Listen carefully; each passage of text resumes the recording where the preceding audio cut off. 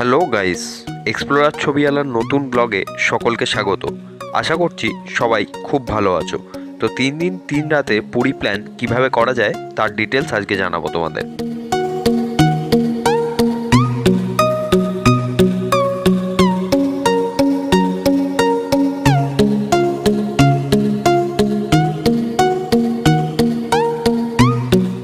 তো পুরো ভিডিওটা দেখতে থাকো আর চ্যানেলটাকে অবশ্যই সাবস্ক্রাইব করে রাখো। কোন কোন ট্রেন রাত্রিবেলা পুরীর জন্য রওনা হয় তার একটা ডিটেলস এখানে দিয়ে দিলাম, তোমরা চাইলে স্ক্রিনশট করে নিতে পারো। তো হাওড়া থেকে আমাদের ট্রেন ছিল হাওড়া পুরী SF এক্সপ্রেস, যেটা 10টা 40-এ ছাড়ে। আর এই ট্রেনটা মোটামুটি পুরী আমাদের পৌঁছে দিল ওই সকাল 8টা সাড়ে 8টার মধ্যে। তো এরপর পুরীতে নেমে আমরা সোজা চলে গেলাম হোটেলে। তারপর কিছুক্ষণ রেস্ট নিয়ে চলে গেলাম স্নান করতে। তারপর দুপুরের খাওয়া দাওয়া সেরে বেরিয়ে পড়লাম রঘুরাজপুর আর সাক্ষী গোপালের উদ্দেশ্যে।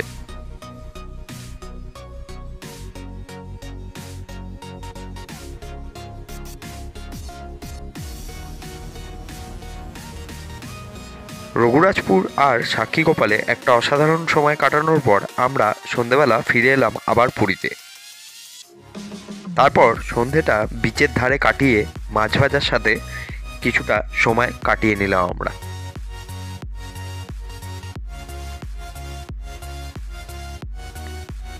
এরপর দ্বিতীয় দিনটা শুরু হলো সমুদ্রের ধারে একটা অসাধারণ সানরাইজ দেখে।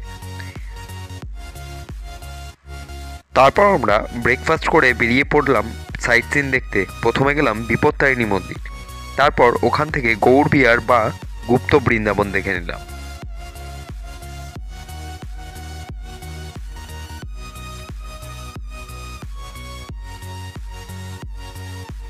এরপর সেখান থেকে চলে গেলাম ওমকারেশ্বর মন্দির। এই মন্দিরটা বেশ ভালো এবং বড়, এবং 108টি শিব রয়েছে এখানে।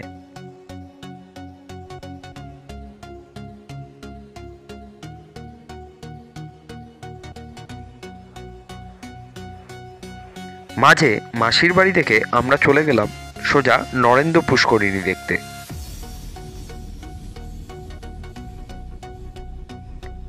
তারপর ওখান থেকে চলে গেলাম বৌদ্ধ মন্দির দেখতে, এবং সবশেষে শেষ হলো নীলাদ্রি বিচে গিয়ে।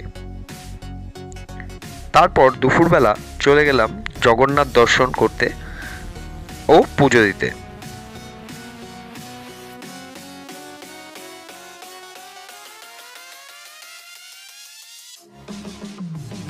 তৃতীয় দিনের ট্যুরটা ছিল OTDC মানে উড়িষ্যা ট্যুরিজমের প্যাকেজের মধ্যে। আমাদের তৃতীয় দিনের ট্যুর শুরু হলো স্যান্ড আর্ট মিউজিয়াম থেকে, আর এরপর চলে গেলাম রামচণ্ডী মন্দির আর সাথে চন্দ্রভাগা বিচ। তারপর ওখান থেকে চলে গেলাম লিঙ্গরাজের মন্দিরে। এখানে ছবি তোলা একদমই বারণ। লিঙ্গরাজ থেকে আমরা চলে গেলাম সোজা কোণারকের মন্দিরে। এই জায়গাটা অসাধারণ, এবং এইখানটায় যে ঐতিহাসিক ব্যাপার লক্ষ্য করা যায় তা দর্শনীয়।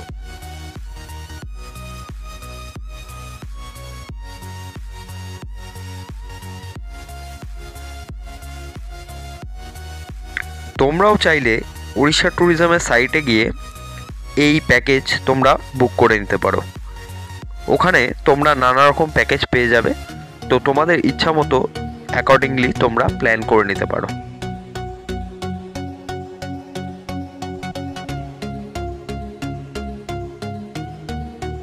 কোণারক মন্দির দেখে আমরা তারপর চলে গেলাম ধৌলিগিরির উদ্দেশ্যে। বেশ শান্তির জায়গা হলো এই ধৌলি শান্তিস্তূপ।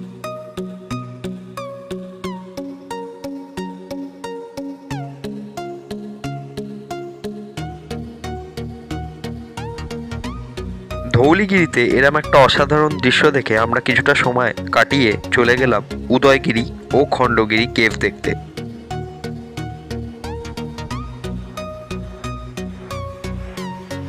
আর সেখান থেকে কিছুটা সময় কাটিয়ে আমরা চলে গেলাম নন্দনকানন। এটাই আমাদের ওটিটিসি ট্যুরিজমের যে প্যাকেজ ছিল তার লাস্ট ডেস্টিনেশন। এরপর পুরী ফিরতে মোটামুটি আরও 2.5 ঘন্টা লাগে। তো এবার যেটা বলার ছিল, তোমরা কিভাবে প্ল্যান করবে। প্রথম দিন হোটেলে চেক ইন করে একটু খাওয়া দাওয়া করে চলে যাও সমুদ্র স্নানে। তারপর বিকেলে বেরিয়ে পড়ো রঘুরাজপুর আর সাক্ষী গোপাল দেখতে। দ্বিতীয় দিন সানরাইজ দেখা দিয়ে শুরু করে ব্রেকফাস্ট ছেড়ে বেরিয়ে পড়ো বিপত্তারিণী মন্দির, ওমকারেশ্বর মন্দির, গুপ্ত বৃন্দাবন, মাসির বাড়ি, নরেন্দ্র পুষ্করিণী, বৌদ্ধ মন্দির, নীলাদ্রি বিচ দেখে বিকেলে চলে যাও পুজো দিতে। তৃতীয় দিন ওটিটিসি সাইট থেকে প্যাকেজ বুক করলে স্যান্ড আর্ট মিউজিয়াম, রামচণ্ডী মন্দির, চন্দ্রভাগা বিচ, লিঙ্গরাজ মন্দির, কোণারক মন্দির, ধৌলিগিরি, উদয়গিরি, নন্দনকানন দেখে ফিরে এসো পুরী। আর তারপর রাতে ট্রেন ধরে কলকাতায় চলে এসো আবার। এবার তোমরা চাইলে তোমাদের প্ল্যানে কিছু চেঞ্জ করে নিতে পারো, যেমন তৃতীয় দিনটা দ্বিতীয় দিন, দ্বিতীয় দিনটা তৃতীয় দিন, এবং এই যে পুজো দেওয়ার ব্যাপারটা যদি চাও তাহলে সকালে পুজো দিয়ে বিকেলে সাইট সিন, এই জিনিসটা তোমরা অ্যাকর্ডিংলি তোমাদের মতো করে নিতে পারো। তো অপশনাল যদি তোমাদের কাছে চতুর্থ দিন হাতে থাকে তবে অবশ্যই চিল্কা হ্রদের বিউটিফুল ভিউটা দেখে আসতে ভুলো না কিন্তু। তো আজকের এই ব্লগটা কেমন হয়েছে অবশ্যই সবাই কমেন্টে জানিও। আর আমার চ্যানেলটাকে অবশ্যই সাবস্ক্রাইব করে পাশে রাখা বেল আইকনটা ক্লিক করে রেখো, যাতে আমার চ্যানেলে আসা নতুন ভিডিওগুলো তাড়াতাড়ি পেয়ে যাও। সবাই খুব ভালো থেকো, টাটা।